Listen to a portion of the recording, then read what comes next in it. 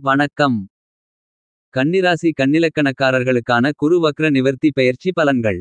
முழுமையான பெருங்கொண்ட சுப கிரகமாகவும் தோஷமில்லாதவருமாக இருக்கக்கூடிய குருபகவான் வக்ரம் நிவர்த்தி பெற்று உங்களுடைய ராசிக்கு 8ஆமிடமான அஷ்டமஸ்தானத்தில் அமர்வதன் காரணமாக அதிர்ஷ்ட முன்னேற்ற வாய்ப்புகள் யோகங்கள் நிறைந்து கிடைக்கக்கூடிய ஒரு தருணமாக எந்தெந்த விஷயங்களில் அமைகிறது. அதே நேரத்தில் சனிபகவானின் அமைப்பு காரணமாகவும் நன்மை நிறைந்து கிடைக்கக்கூடிய தருணமாக எவையெல்லாம் மாறுகிறது என்பதை விரிவாகவும் தெள்ளத்தெளிவாகவும் ஆராய்ந்து பார்க்கலாம். கன்னிராசிக்காரர்களைப் பொறுத்தவரையில் 4ஆம் இடத்திற்கும் மற்றும் 7ஆம் இடத்திற்கும் அதிபதியாக இருக்கக்கூடியவர் குருபகவான். உங்களுடைய ராசிக்கு 8ஆமிடமான அஷ்டமஸ்தானத்தில் வீற்றிருக்கக்கூடிய குருபகவான் வக்ரம் நிவர்த்தி பெற்று வலுவாக அமரவிருக்கிறார். குருபகவானுடைய சஞ்சார தூரத்தில் பாதிக்கு மேல் கடந்துவிட்டார். சனியும் வலுவாக 6ஆமிடத்தில் சஞ்சரிப்பதால் அஷ்டமகுருவால் நிறைந்த நன்மைகள் கிடைப்பதற்கான வாய்ப்புகளும் யோகங்களும் உருவாகிறது. இந்த காலகட்டத்தில் உடல் உபாதைகள் குறைந்து மறைந்து உடல் ஆரோக்கியம் சார்ந்த தொல்லைகள் விலகுவதற்கான வாய்ப்புகளும் யோகங்களும் நிச்சயமாக உருவாகக்கூடிய அருமையான அற்புதமான எளிமையான தருணமாக அமைகிறது என்பதை துல்லியமாகவும் தெளிவாகவும் இந்த வக்ரம் நிவர்த்தியான குருபகவான் உறுதிப்படுத்துகிறார். இந்த மாதிரியான குருபகவானின் அமைப்பு கன்னிராசிக்காரர்களுக்கு வரவேற்கத்தக்க அமைப்பாக கருதப்படுகிறது. ஏனென்றால் உங்களுடைய ராசிக்கு 9ஆமிடமாகிய பாக்கியஸ்தானத்தை நோக்கி வக்ரம் நிவர்த்தியான குருபகவான் பயணம் செய்து கொண்டிருக்கிறார். எனவே இந்த காலகட்டம் மிகச்சிறந்த முன்னேற்றம் நிறைந்து கிடைக்கக்கூடிய தருணமாக கருதப்படுகிறது.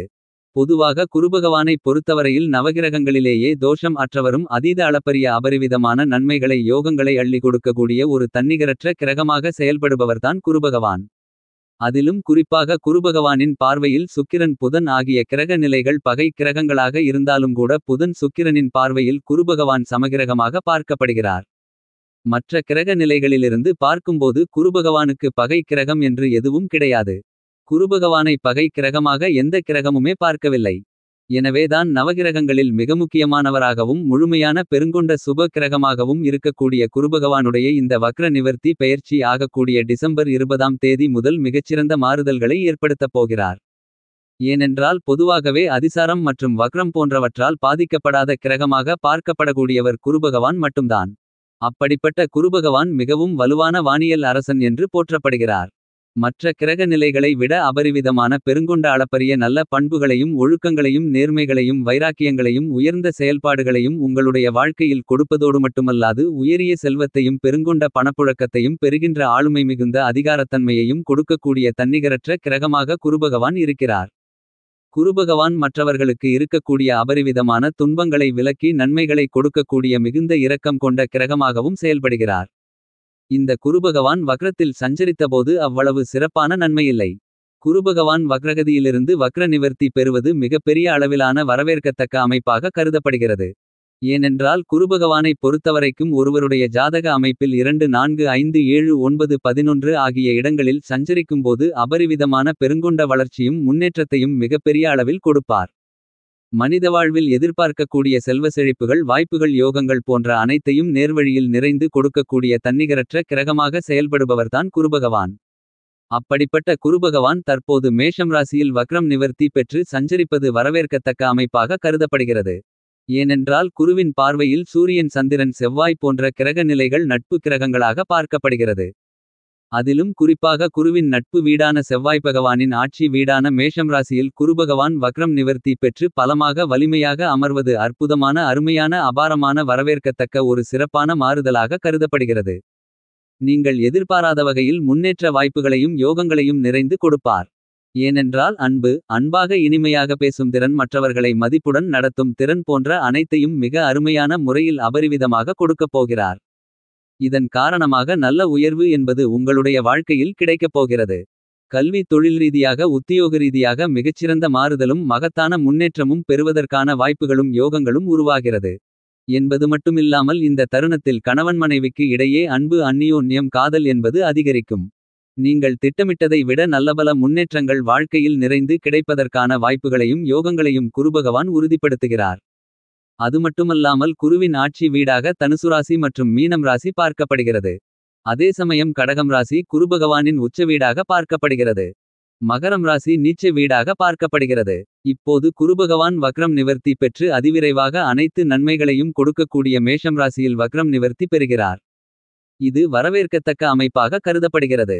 என்பது மட்டுமல்லாமல் குரு பார்க்கின் கோடி நன்மை என்பது ஜோதிட சாஸ்திர மூலநூல் விதியாகும்.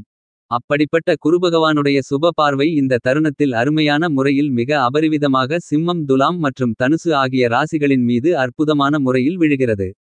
எனவே பல்வேறு விதமான நன்மைகளும் அதிர்ஷ்ட முன்னேற்ற வாய்ப்புகளும் யோகங்களும் நிறைந்து கிடைக்கக்கூடிய ஒரு இனிமையான தருணமாக மாற்றப்படுகிறது என்பதை துல்லியமாகவும் தெள்ளத்தெளிவாகவும் குருபகவான் உறுதிப்படுத்துகிறார். தற்போது டிசம்பர் மாதம் 20ஆம் தேதியிலிருந்து ஏப்ரல் மாதம் வரை மேஷம் ராசியில் சஞ்சரிக்கப் போகிறார். நேர்பதியில் திரும்பக்கூடிய குருபகவான் சுபத்துவ பாதையில் பயணிக்கப் போவதால் நீங்கள் எதிர்பாராத நல்லபல அதிர்ஷ்ட யோகங்களை வாய்ப்புகளை நிறைந்து உங்களுக்கு கொடுக்கப் போகிறார். குறிப்பாக ஒரு வருட காலம் ஒவ்வொரு நதியில் சங்கமும் ஆகக்கூடிய குருபகவான் மிகப்பெரிய அளவில் சிரமங்களை நீக்கி முன்னேற்றத்தை அதிக அளவில் கொடுக்கக்கூடிய இனிமையான தருணமாக பார்க்கப்படுகிறது என்பதை தெளிவாகவும் துல்லியமாகவும் குருபகவான் உறுதிப்படுத்துகிறார்.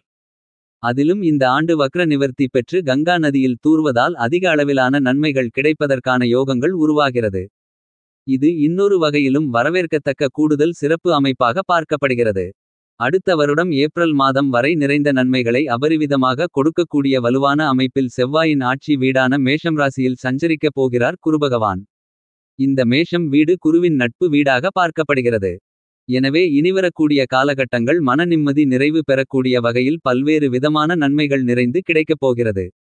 தேவையில்லாமல் பல்வேறு விதமான சிக்கல்களில் மாட்டி தவித்துக் கொண்டிருந்தவர்களுக்கு அவற்றிலிருந்து வெளிவருவது மட்டுமில்லாமல் நிறைந்த அதிர்ஷ்ட முன்னேற்றத்தையும் அமைதியான குடும்ப சூழ்நிலையையும் உருவாக்கிக் கொடுக்கப் போகிறார்.